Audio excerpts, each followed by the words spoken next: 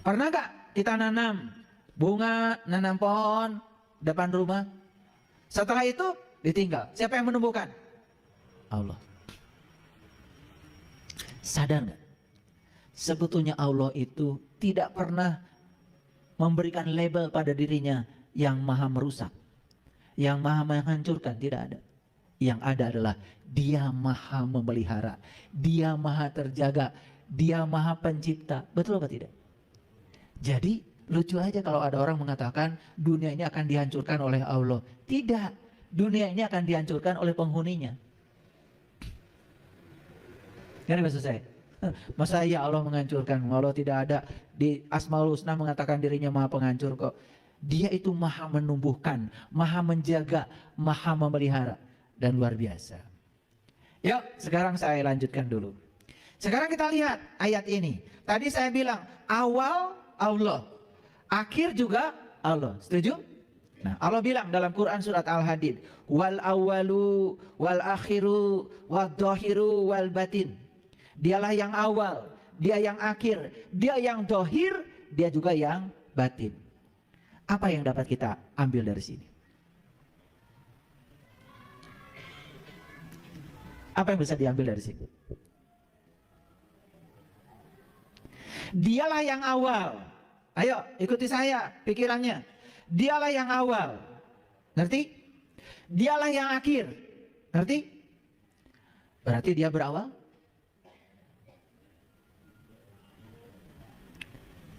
Dialah yang akhir. Berarti Dia berakhir? Hati-hati memahami Quran. Kata-katanya Dialah yang awal, Dialah yang akhir. Kalau kita tidak cerdas, langsung mengatakan, oh awalnya Dia, akhirnya Dia. Berarti Dia berawal, Dia juga berakhir. Padahal Dia kan maha abadi. Tidak berawal, tidak berakhir. Bagaimana memahami ini? Perhatikan saya. Semua orang kalau pergi ke Mekah, tidak ada yang mengitari Ka'bah yang kotak itu kotak.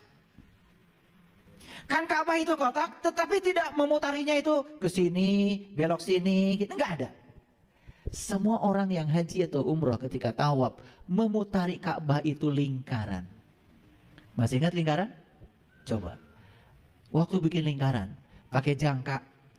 Bagian yang jarumnya tusukan ke kertas, bagian pensilnya diputar dengan tahan napas. Kalau jarak dari pusat ke ujung ini tidak berubah, kalau jarak dari pusat ke ujung itu tidak berubah, pastikan titik awal bertemu titik akhir. Tapi kalau jarak dari pusat ke ujung berubah, jangan berharap titik awal bertemu titik akhir. Ketika titik awal bertemu titik akhir, kalian akan bingung, dari mana tadi saya berawal ya? Begitu sudah jadi lingkaran sempurna, sampai kita tidak tahu lagi mana awalnya, mana akhir. Makanya Dia itu yang awal, Dia yang akhir. Tapi arti yang sebenarnya justru Dia itu tidak berawal dan Dia tidak berakhir. Ayo, ingin abadi bersama Allah? Ingin abadi bersama Allah? Satu kuncinya, jaga jarak titik pusat dengan ujung. Jangan meleset. Begitu meleset, titik awal tidak ketemu titik akhir. Makanya filosofisnya umat Islam itu lingkaran, bukan garis. Pernah bikin garis? Coba bikin garis. Awalnya di sini, akhirnya di sini. Awal dan akhir beda. Tapi lingkaran, awal dan akhir ketemu sampai tidak kelihatan lagi mana awal, mana akhir.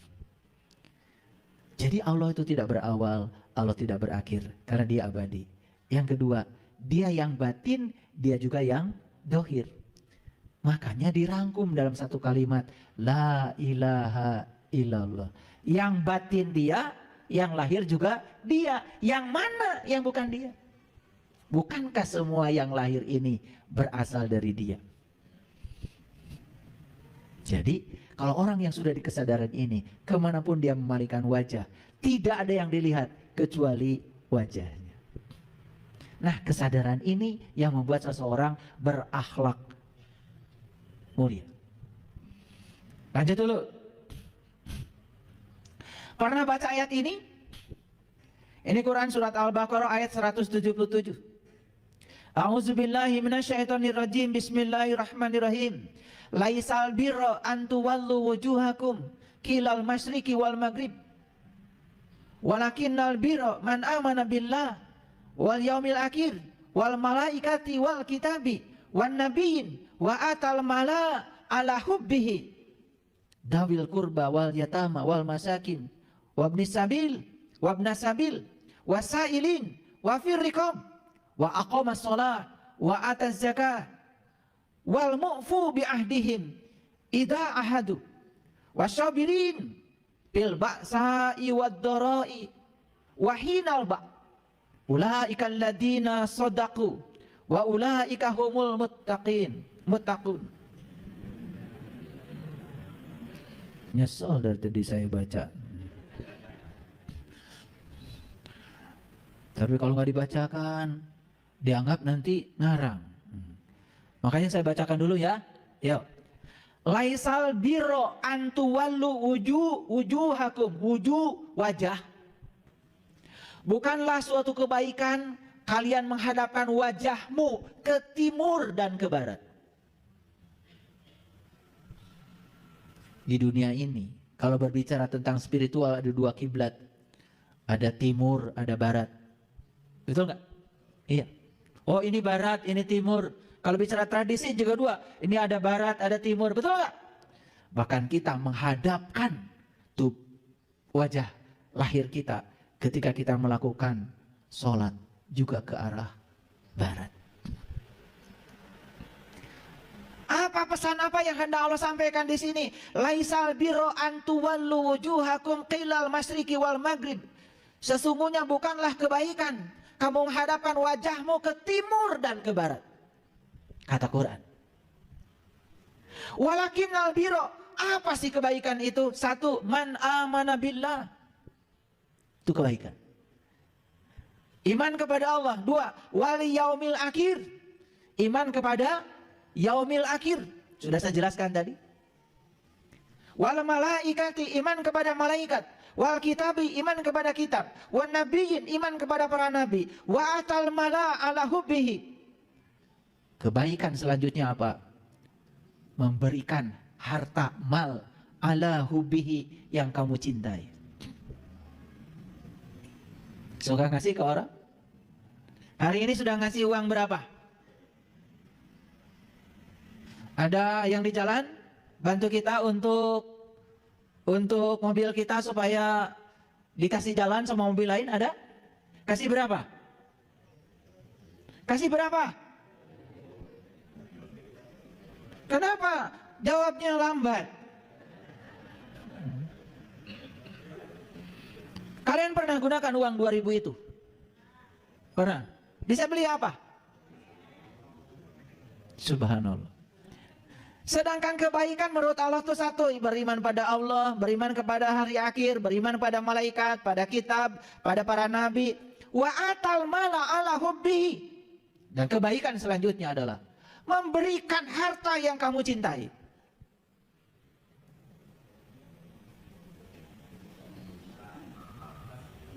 Jadi disebut memberi itu kalau kamu memberi yang kamu cintai. Kalau kamu memberi yang tidak berguna lagi pada kalian, itu bukan pemberian. Itu buang sampah dengan berwajah dermawan. Makanya ngasih ke orang itu yang pantas. Yang pantas. Saya kasih tahu ya, kasih 10.000, kasih 5.000, ya dari 2 pemberian itu sudah 10.000, nasi padang 1 bungkus itu.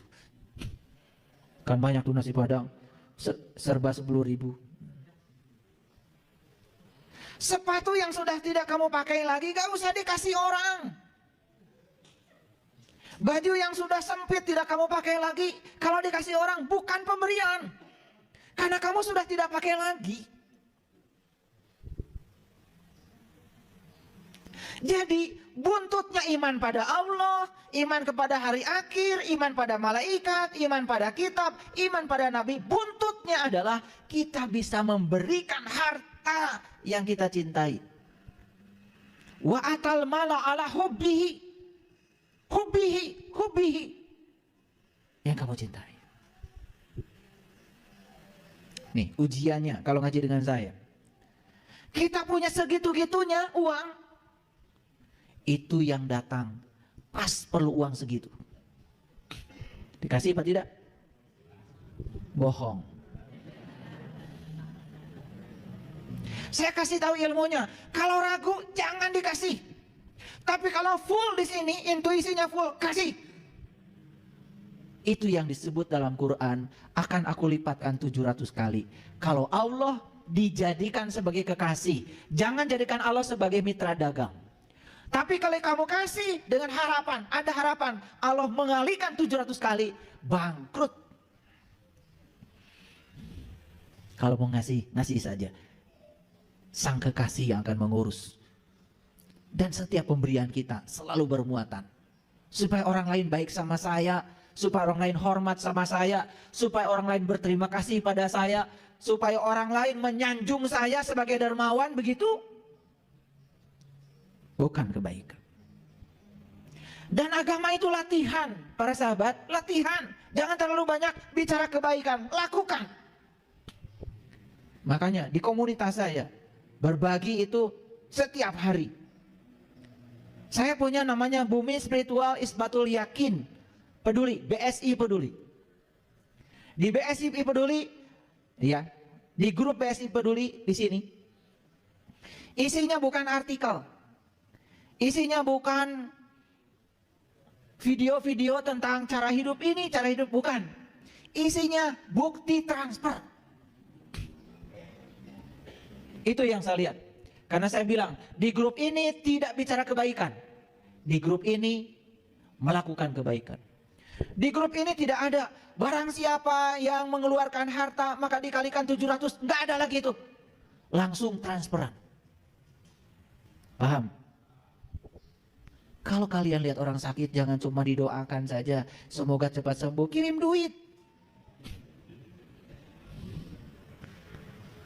Sudah nengok, mana nengok nggak bawa duit, oleh-oleh nggak ada. Begitu nengok, wah sakit apa? Ma, kemarin tetangga saya sama penyakitnya, mati. Ini manusia macam apa seperti ini? Sudah datang nggak bawa duit, nggak bawa oleh-oleh lagi. Begitu datang wajahnya penuh curiga. Udah gitu ngomongnya membuat orang lain terbunuh. Nah, mari kita lihat para sahabat. Jadi Quran surat Al-Baqarah ayat 177 mengajarkan kepada kita, bukanlah menghadapkan wajahmu ke timur dan ke barat itu suatu kebajikan. Awas, kan saya bilang tadi, sholat itu bukan tujuan. Baca Quran. Aqimis sholat, inna sholat tanha anil fahsya wal munkar. Sholat itu hanyalah instrumen supaya kita tidak berbuat keji dan munkar. Jadi sebetulnya ladangnya sholat itu adalah kita berhenti dari perbuatan keji dan munkar. Kalau masih sholat tetapi masih melakukan perbuatan keji dan munkar, pikiran positifnya sholat saja masih melakukan itu. Komo montes sholat. Awas, jangan berpikir negatif, ya. Kenapa kamu gak sholat? Orang lain sholat aja berbuat keji dan munkar. Itu sholat aja keji dan munkar, apalagi kalau nggak sholat. Ngerti maksud saya? Coba berpikiran positif ya, gitu. Jangan cari-cari alasan pembenaran. Jadi, ya, kepada siapa memberikan harta yang dicintai itu? 1, pada kerabat. 2, pada yatim. 3, pada orang miskin. 4, pada ibnu sabil, orang yang sedang melakukan perjalanan menuju Tuhan. Yang keempat, kepada orang yang minta-minta. Yang kelima, kepada hamba sahaya yang perlu dimerdekakan. Jadi sebetulnya harta yang dicintai itu tidak sekedar uang. Lebih dari itu. Bahkan jiwa sekalipun itu harta yang paling dicintai. Makanya saya mengajak, yuk kita bangun sejarah peradaban. Dalam hidup ini kita bikin sejarah besar, buat suatu perubahan, agar kehadiran kita di dunia ini ada dan ada. Bukan sekedar ada tetapi tidak ada. Lalu berikutnya apa? Yang mendirikan sholat, yang menunaikan zakat, orang yang menepati janji apabila dia berjanji, orang yang sabar dalam kesempitan, orang yang sabar dalam penderitaan, orang yang sabar dalam kesulitan. Mereka itulah orang-orang yang benar, dan mereka itulah orang-orang yang bertakwa. Jadi kalau kita merujuk pada ayat ini, orang benar dan bertakwa itu ternyata cirinya banyak. Coba kalau dirinci tadi, ya, apa saja? Iman pada Allah, iman pada hari akhir, iman pada malaikat, iman pada kitab, iman pada nabi, memberi harta yang dicintainya kepada kerabat, yatim, orang miskin, ibnu sabil, orang yang minta, dan orang yang perlu dimerdekakan jiwanya. Mendirikan sholat, menunaikan zakat, dan orang yang menepati janjinya apabila dia berjanji, dan orang yang sabar dalam kesempitan, penderitaan, dan kesulitan. Itulah orang yang benar, itulah orang-orang yang bertakwa. Jadi kalau merujuk pada ayat ini, para sahabat, hadirin semua, untuk menyatakan diri kita orang yang benar itu mungkin takut ya saat ini, betul nggak? Karena ciri-cirinya begitu banyak. Iman pada Allah tidak cukup percaya, iman pada malaikat tidak cukup percaya. Karena iman itu harus ada pembuktian, iman itu harus dirasakan, harus dialami. Betul? Kenapa kok saya udah percaya pada Allah, tetapi saya masih pelit, belum bisa memberikan harta yang dicintai? Itu karena kita belum ma'rifat kepada Allah, belum tahu dan kenal kepada Allah. Jadi kembali lagi, buat apa kita mengenal Allah? Supaya kita bisa berakhlak seperti akhlaknya Allah. Paham ya? Oke, kita lanjutkan dulu. Rukun Islam ada 5. Sudah hafal semua? Sudah hafal. Syahadat sudah hafal tiap hari. Sholat sudah melakukan. Zakat, ya kalau ingat. Saum, insya Allah ikut-ikutan dengan orang ya. Pokoknya Ramadan, saum semua ya. Ya, alhamdulillah. Lebaran ikut kan? Ya, paling duluan kan? Ya. Haji, udah semuanya. Tapi yang paling penting dari sini itu harus diingat, rukun Islam ini sebetulnya bukan tujuan. Rukun Islam ini adalah instrumen. Tujuan dari rukun Islam itu akhlak. Yuk saya jelaskan. Apa sih intisari syahadat?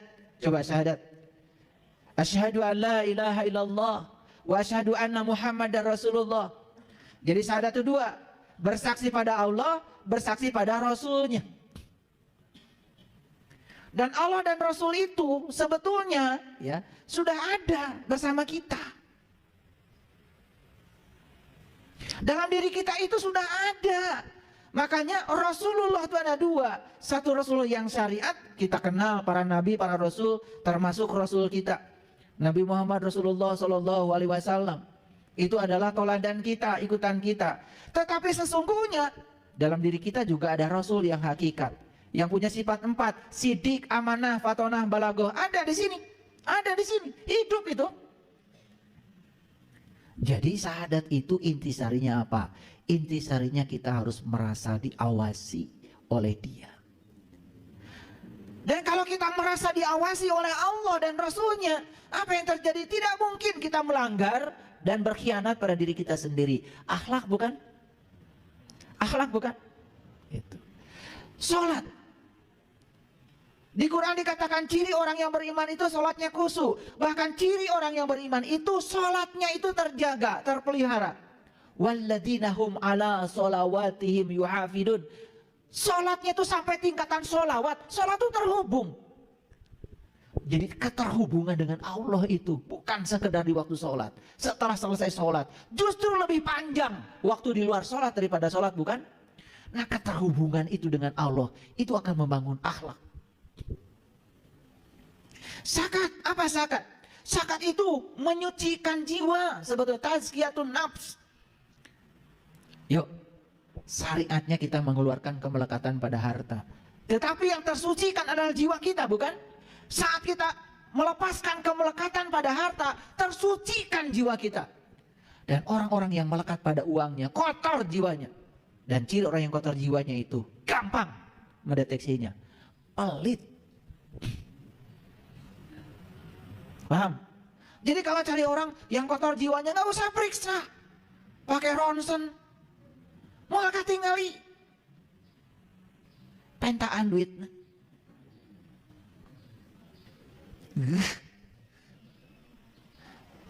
Mun pelit, kotor jiwa. Karena kekotoran jiwa itu akibat kemelekatan jiwa pada harta. Kalau dia tidak bisa melepaskan, itu tanda kalau melekatannya masih tinggi, itu ciri kotor jiwanya. Jadi sebetulnya latihan menyucikan jiwa dengan melepaskan kemelekatan pada uang, ujungnya akhlak. Betul nggak? Nah, saum, apa sih saum? Saum itu definisi hakikatnya adalah lisoimi farhatani, farhatun inda iftorihi wa farhatun inda liqa'i rabbi. Ada dua kegembiraan bagi yang saum. Satu ketika berbuka, yang kedua jumpa dengan Tuhan, kata hadis qudsi. Tapi saum secara syariat, bukankah kita sedang melatih diri untuk merasakan gimana rasanya lapar? Betul? Selesai saum kan kita jadi peduli pada orang lain. Akhlak bukan? Akhlak. Haji, apa sih inti soalnya haji? Coba lihat. Perintah haji selalu diikuti dengan ingat kepada Allah. Fa'idha afadtum min arafah fazkurullah. Fa'idha qadaitum manasikakum fazkurullah. Semua perintah haji diakhiri dengan fazkurullah. Jadi haji itu puncaknya adalah ingat kepada Allah. Sekarang coba. Allah ada di saya? Ada di dalam tubuh kalian? Karena Allah bilang, inna rabbaka ahata binnas. Begitu kita melihat semua orang itu di belakangnya adalah dia. Beranikah kita menyepelekan orang? Berani kita menghinakan orang? Akhlak bukan?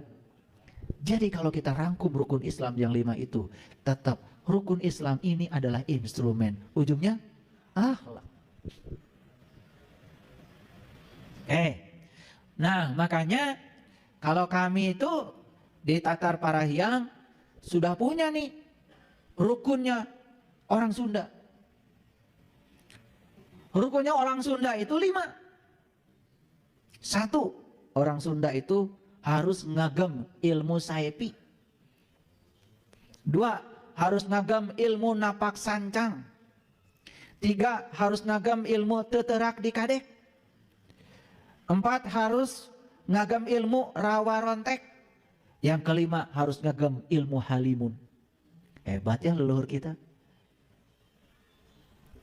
Ilmu saepi, sae itu bahasa Sundanya bagus, pi itu pikiran.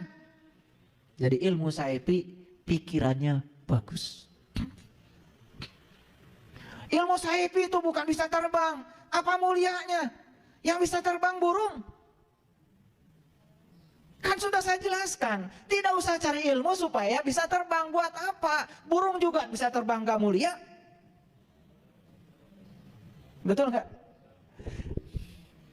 Kemuliaan manusia itu terletak pada akhlaknya. Kalau dia sudah tahaluk biakhlakillah, itulah kemuliaan. Makanya orang yang sudah mulia akhlaknya, sae pikirannya. Kalau saya bahas secara psikologi, ternyata pikiran positif itulah kreator kehidupan kita. Begitu pikirannya positif, hidupnya positif. Pikirannya negatif, hidupnya negatif. Like attracts like. Yang serupa menarik yang serupa. Hati-hati dengan pikiran. 2, ilmu napak sancang. Nah, saya asli orang Garut. Lahir di Garut. Di Garut itu ada namanya Leuweung Sancang. Leuweung Sancang itu adanya di Santolo ke sana. Kalau dengar kata sancang biasa dikaitkan dengan masalah-masalah kegaiban. Makanya orang-orang yang belajar ilmu-ilmu yang tadi saya sebutkan, kesaktian. Dan biasanya kalau orang belajar ilmu saktian adalah orang yang tidak siap menerima kenyataan hidup. Paham? Dan akan berhadapan dengan orang-orang yang tidak siap menerima kenyataan hidup. Orang yang ingin melanggengkan kemelekatan pada yang dia ingin. Makanya maaf ya, belajar ilmu kesaktian ujungnya apa? Kotor jiwa kita. Karena kita makin melekat pada yang kita ingin. Betul nggak? Iya. Hati-hati. Nah inilah pemurnian tauhid itu ini. Pemurnian tauhid itu ini. Dimurnikan tauhid kita. Yang ketiga, ilmu teterak dikade, gak mempan digolok. Yang keempat, ilmu rawa rontek. Rawa rontek itu ilmu menyambungkan tulang belulang. Dan yang kelima, ilmu halimun. Apa makna dibalik semua itu? Baik, kita lihat. Ilmu sahepi, tadi apa? Saya pikiran, bagus pikirannya selalu positif. Nah, berpikiran luas dan selalu positif.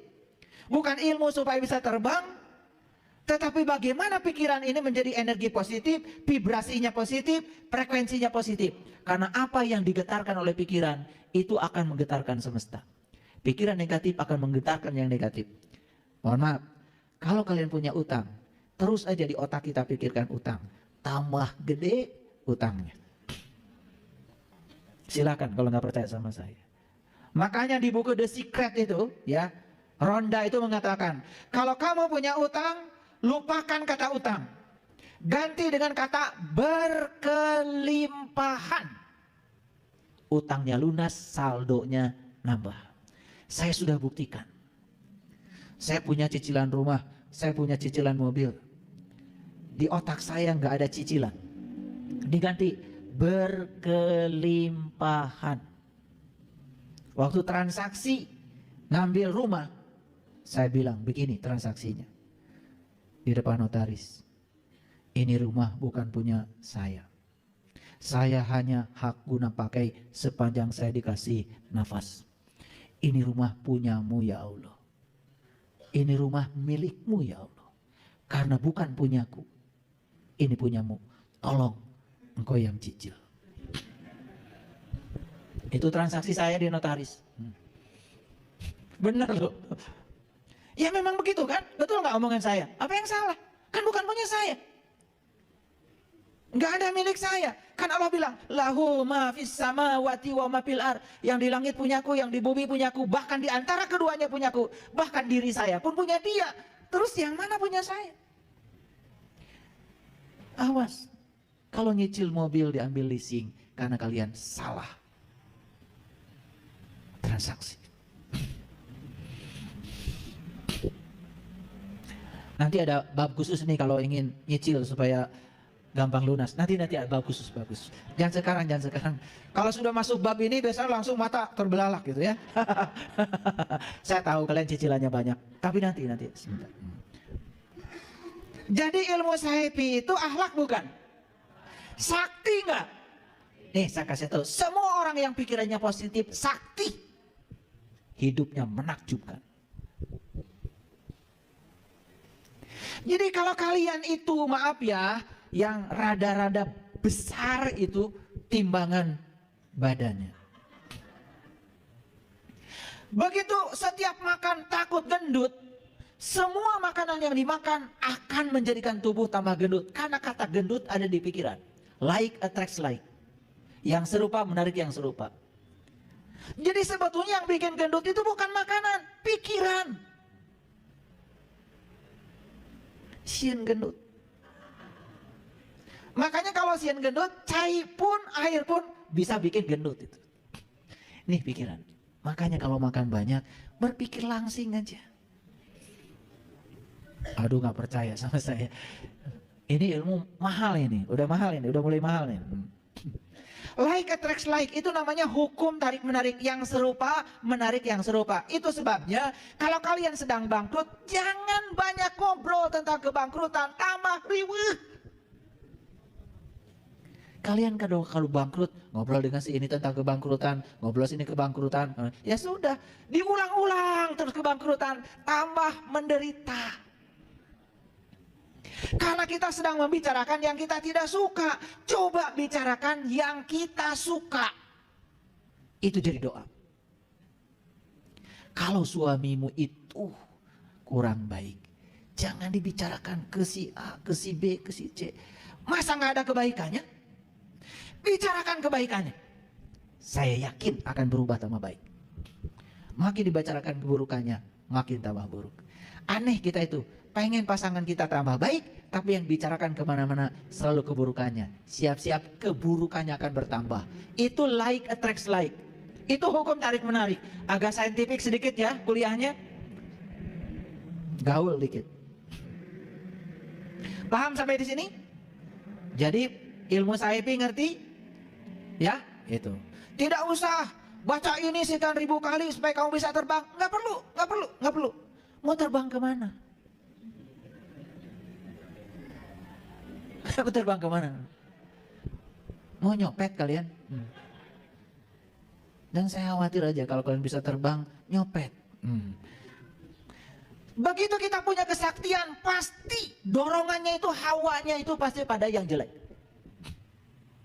Begitu kita melanggar hukum alam, maka dorongannya pasti yang jelek. Makanya sakti itu apa tadi?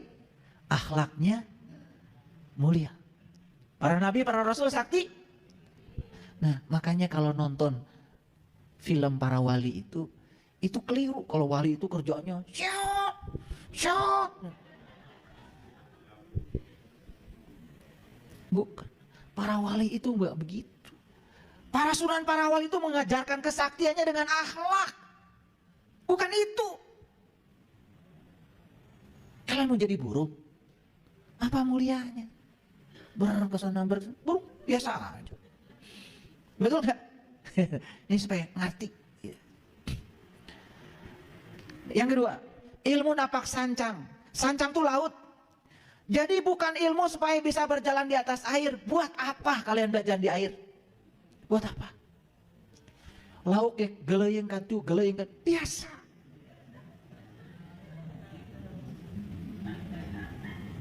Ngerti? Mau jadi ikan?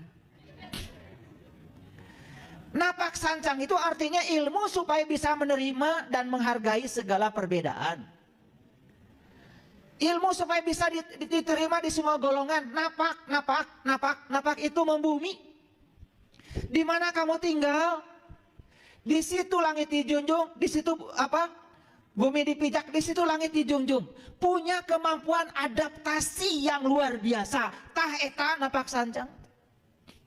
Mun panggih jeung nu bodoh, kade tong dipaksa nu bodoh supaya pinter, karunya can pinter. Yang pinter ngikutin apa maunya orang bodoh. Karunya. Dan nu bodoh can pinter.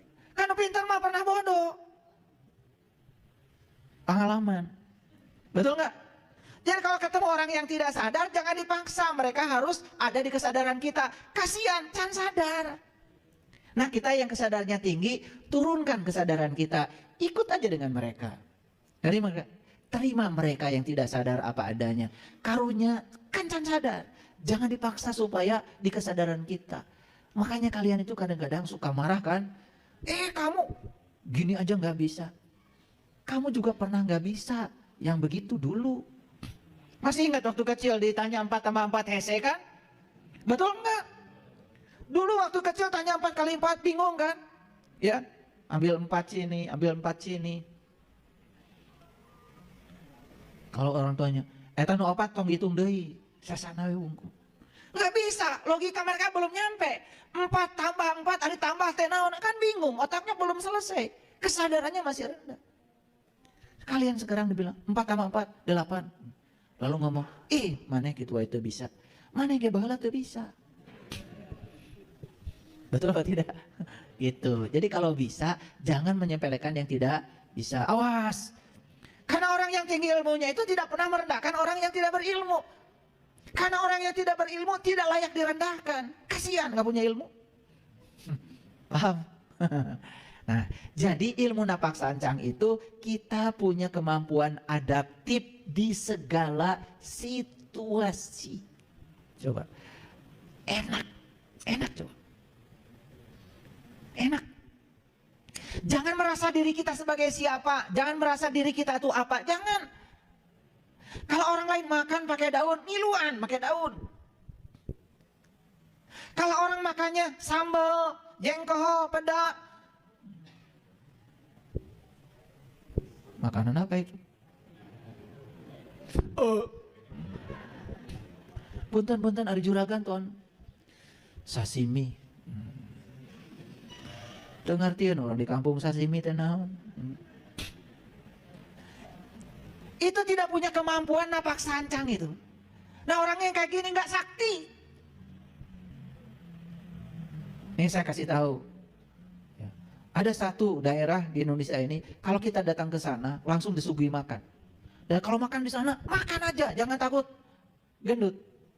Karena orang sana itu kalau kita makannya lahap, wih luar biasa, seneng, bahagia.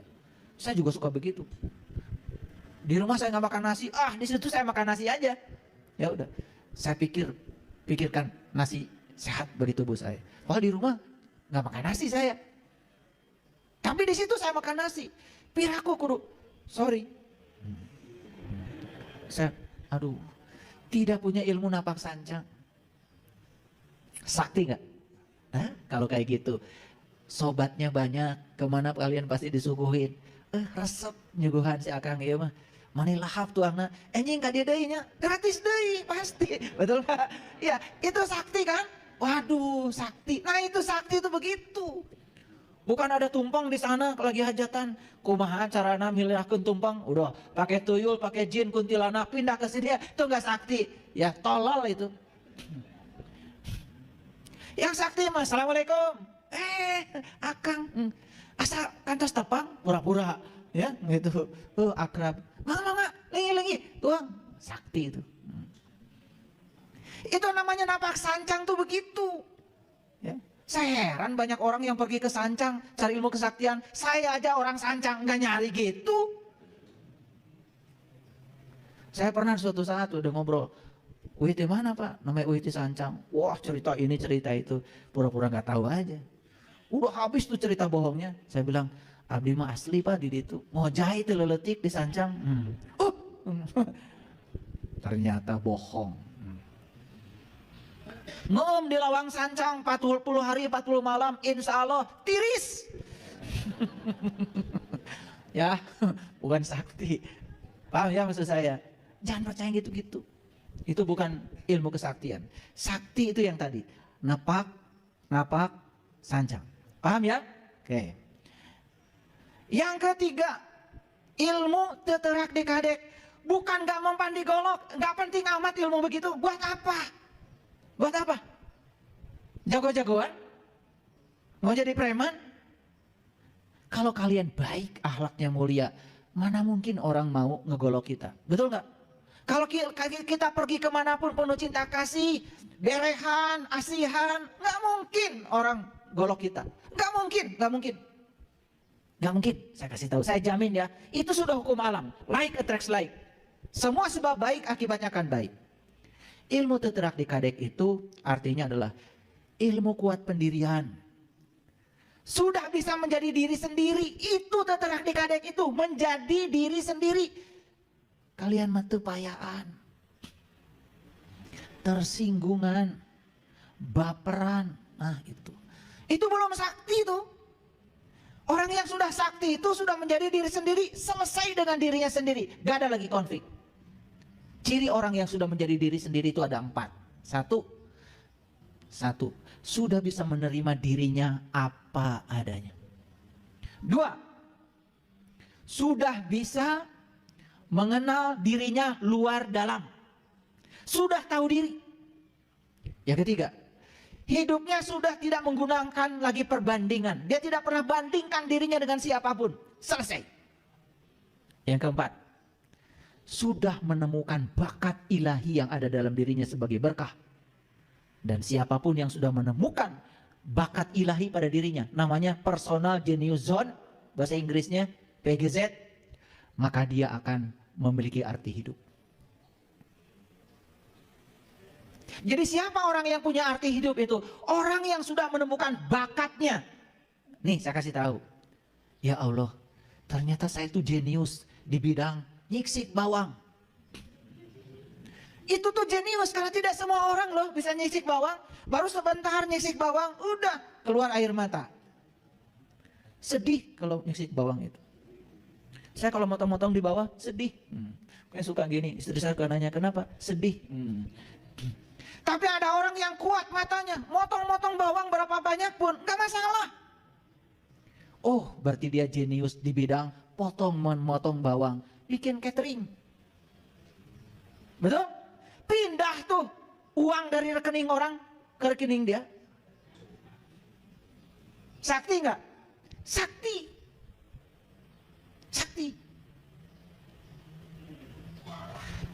Ini saya kasih tahu. Kalian semua itu dari ujung sana sampai ujung sini. Sebetulnya kalian tuh jenius di bidangnya.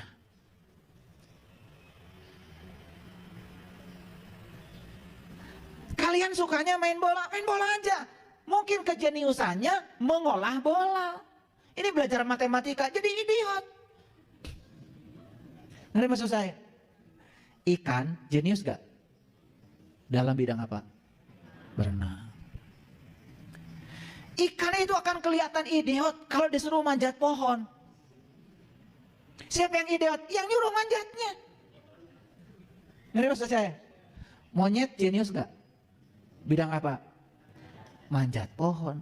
Monyet disuruh berenang, dimarah-marah. Kamu bodoh, gak bisa berenang. Yang nyuruh renang sama monyet itu lebih parah dari monyet itu. Betul gak? Nih saya kasih tahu, anak kita jangan dibilang bodoh. Semua anak kita tuh jenius di bidangnya. Karena saya pastikan setiap orang yang datang ke dunia ini direncanakan Allah untuk tujuan Allah, dan setiap orang diberkahi bakat. Makanya tugas kalian orang tua itu jadi fasilitator agar anak menemukan bakatnya. Begitu dia ketemu bakatnya, luar biasa. Yang bakat masak, jangan suruh belajar matematika di dapur. Nanti jenius, dia punya perusahaan catering. Dari maksud saya. Tapi yang jenius matematika jangan suruh ke dapur. Salah terus, nanti bawang dihitung, pecin dihitung. Giliran ke warteg, udah jelas di warteg itu, Neng, ya. Tempe dihitung. Telur dadar dihitung. Di warteg sini cuma satu, Neng, yang gak dihitung, nasi.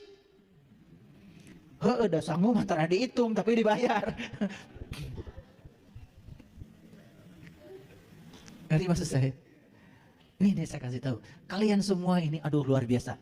Makanya saya tidak berani merendahkan siapapun, karena semua manusia itu setelah saya amati jenius. Cuman kita belum menemukan saya jeniusnya di bidang apa. Jadi kalau kita hidupnya tidak menakjubkan, salah tempat. Gitu aja. Saya kepada mahasiswa juga begitu. Kalian senang belajar fisika? Cari cing. Ternyata mereka itu saya tanya, kamu belajar fisika di sini disuruh siapa? Ternyata ibu bapaknya itu yang nyuruh dia belajar fisika. Anaknya nggak suka fisika, masuk di jurusan fisika, ketemu saya, ya salah jurusan. Akhirnya saya panggil, kamu itu nol terus. Kamu sukanya apa? Melukis papa. Pindah jurusan. Udah, saya rekomendasikan pindah jurusan. Lukisannya bagus. Salah kolot nak. Dia pengennya melukis, masuk jurusan fisika, ngitung terus, ya sudah stres. Ini saya kasih tahu. Sampai sekarang saya mau nanya, sudah pada menemukan apa sih jenius saya di bidang apa? Sudah menemukan belum?